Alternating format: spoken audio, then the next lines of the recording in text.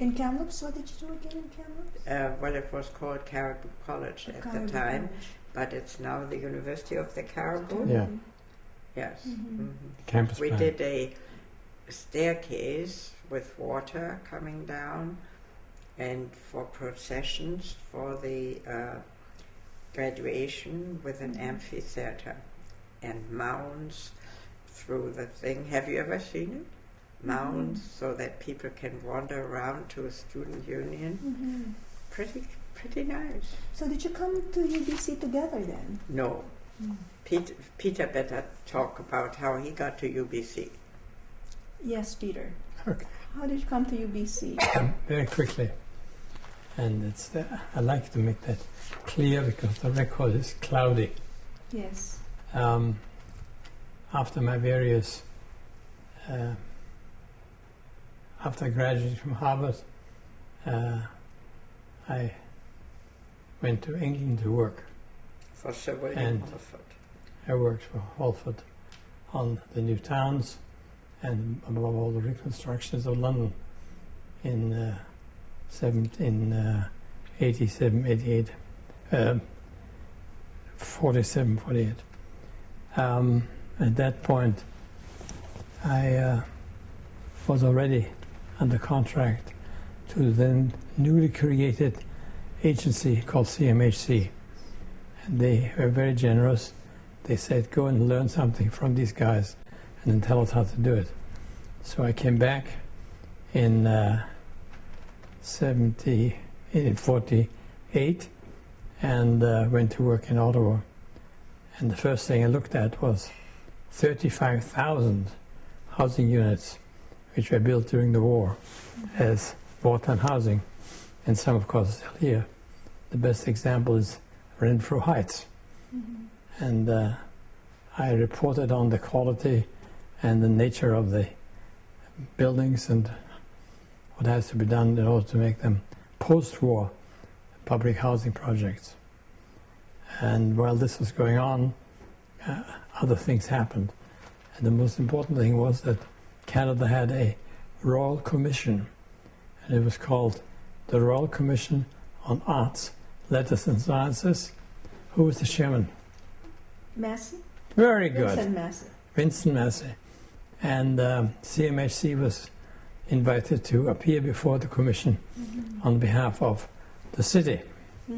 And they were very reluctant because they didn't know anything about the city.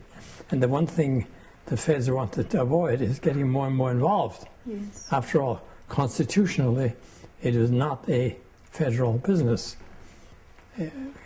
As you know, municipal or local affairs or local government is provincial, and at best the feds are concerned with money.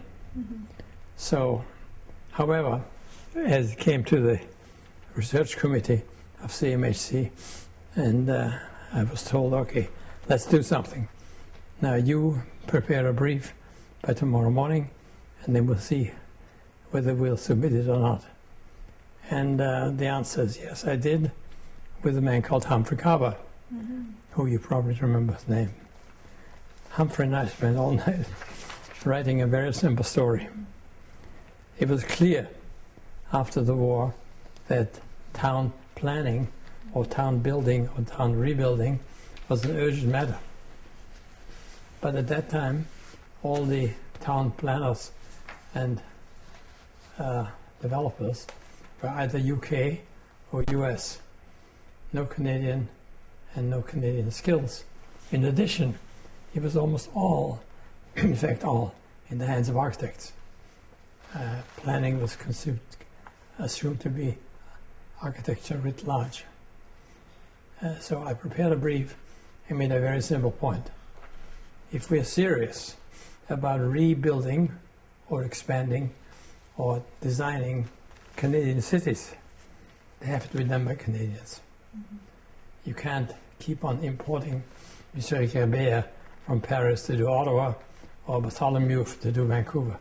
And if I remember correctly, the connection with the Massey Commission was that you emphasized the important role of cities in art and artistic promotion. True. But they had to be done by Canadians. Yes. That was the key issue. And I suggested that CMHC's role should be supporting education, Yes. not hiring planners from abroad to design new subdivisions. And I understand then UBC President Mackenzie was on the Massey Commission. That's right. You read. So the next morning, the phone rang, and I was late for various reasons, but I asked to call back a man called Mackenzie. Never heard of him. And I did call back, and he said, "How about breakfast tomorrow morning?" I said, "Well, yes, I have to have breakfast." "Okay, at the chateau at 8 o'clock. I said, "All right." Now, I don't know whether you remember the Chateau Laurier and all, but the chateau is the place Yes. where Canadian national Yes. issues are debated, solved, resolved, and rehashed. So I was admitted to the inner sanctum, and Larry Mackenzie said complimentary things about that brief, and said, "By the way, if you really want to try this, why don't you come to UBC?" I've never heard of UBC. And I said, "Well, I'm at the moment gainfully employed, and leave the rest to me." So the rest was this, that Mackenzie negotiated with CMHC for a year's leave of absence on their payroll, and that I would come to UBC and help a man called Fred Lasserre, who had just started the School of Architecture, to do a planning division or stream. And that's exactly what happened. So by January 50, I was in Vancouver. It took some time again as a CMHC employee and their payroll. And at that stage, I lived in an attic on Allison Road and began to walk to UBC. And I taught 2 courses, planning for architects and the history of architecture, which I happen to know fairly well. So for the next roughly 10 months, that's what I did. Who were the key people with you then in At that setting up point? the school? Well, there were 3 or several. First of all, Fred Lasserre, Yes. because he was my studio master at McGill 4 years earlier. So he was my teacher. So it was the McGill Mafia. Bram Weissman was also That came involved? later. I brought That him. came later. You brought him. I brought him. But the point is, yes. In other words, I went to McGill for my architecture degree. Fred Lasserre had come from England to be the studio master in the senior year. And when he became director of the School of Architecture, he welcomed Mackenzie's idea of bringing me out here because he knew who I was. So the result was that I was very much welcome in the School of Architecture, teaching planning to the architects. But in addition, this is important, there were several people in Vancouver who had been already pioneers in this field. Leonard Marsh, key person, who was in the School of Social Work. Lou Robinson. Several, but most importantly, incidentally, they just started a new something called Faculty of Graduate Studies. And I met the dean, and it was clear that he and I knew exactly what we really wanted, a graduate program which would allow a melding of subjects, of multidisciplinary education in an interdisciplinary fashion.